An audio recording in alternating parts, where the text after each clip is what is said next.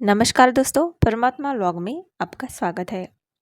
दोस्तों, क्या आप जानते हैं सूर्य को अर्घ्य देने का रहस्य? पूजा अर्चना और संध्या उपासना कर्म में सूर्य को अर्घ्य देने का विधान है। हाथ की अंजुली में जल लेकर सूर्य की ओर मुख करके सूर्य को जल समर्पित करना सूर्य अर्घ्य कहा जाता है। वेदों में सूर्य को आग कहा गया है। तो क्या होता है इस सूर्य को अर्घ्य देने से? इससे हमें क्या क्या लाभ होते हैं और इसका साइंटिफिक रीज़न क्या है? चलो जानते हैं। सूर्य में 7 रंग की किरणें होती है।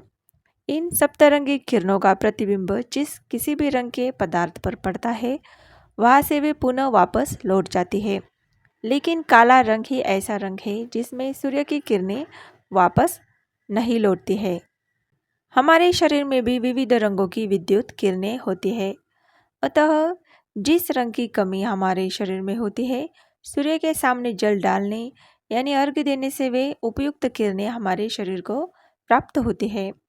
आंखों की पुतलियाँ काली होती है जहाँ से सूर्य की किरणें वापस नहीं लौटती। इसकी वजह से वह कमी भी पूरी हो जाती है।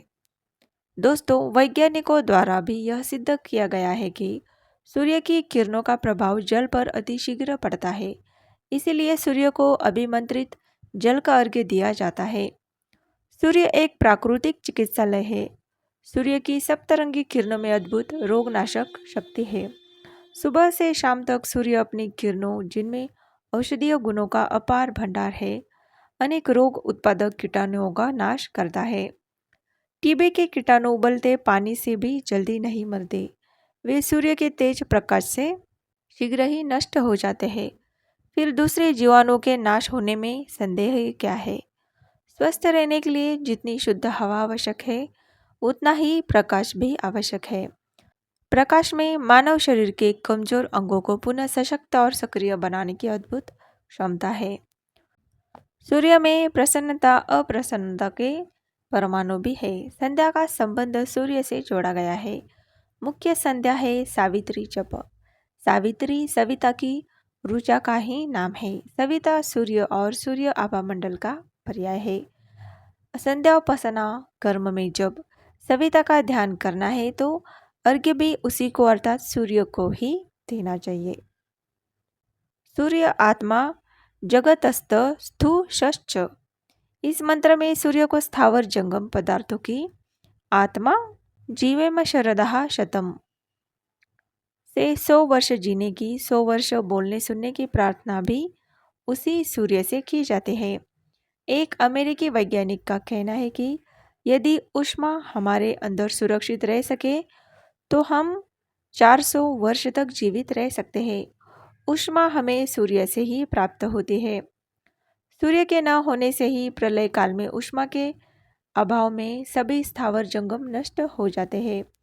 सूर्य के प्रकाश का संबंध सिर्फ गर्मी देने से ही नहीं है, इसका मनुष्य के आहार के साथ भी घनिष्ठ संबंध है।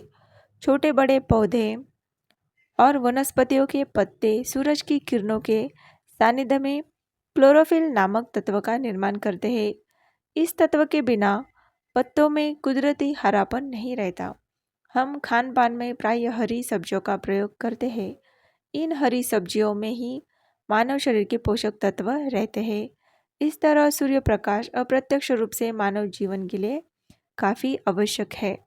इसी कारण हमारे सनातन धर्म में सूर्य को अर्घ्य देने की परंपरा के बारे में बताया गया है और हमें इसका पालन जरूर करना चाहिए।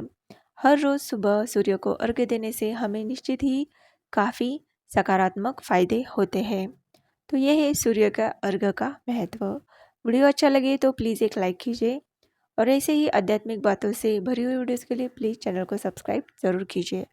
वीडियो अंत तक देखने के लिए आपका बहुत बहुत धन्यवाद। Thank you so much.